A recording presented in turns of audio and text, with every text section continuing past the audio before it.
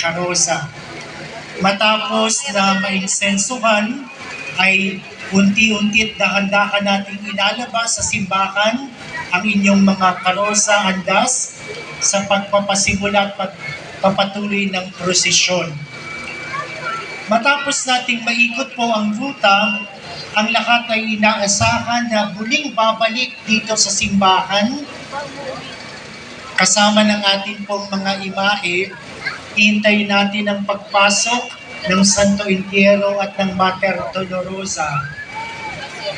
Pagkatapos, gaganapin natin sa pagtatapos ang simpleng rito ng paglilibing sa ating Santo Entierro na ipapasok at ilalagak sa ating simbahan ngayong magdamag.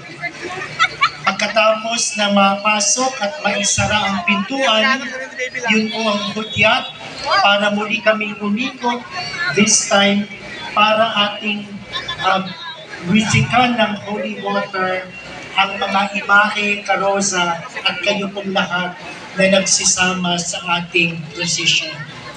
Umaasa po kami na tayo'y magkakasama-sama sa loob ng gawain ito.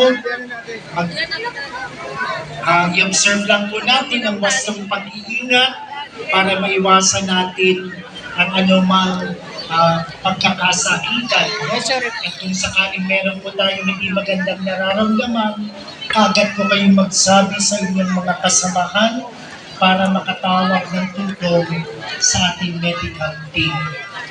Pauna na po ang ating pasasalamat sa inyong pakikisa sa taunang gawain ito ng ating parokya at ng ating simbahan. Sama-sama, gunitiin natin ang pagpapakasakit at pagkamatay ng ating Panginoon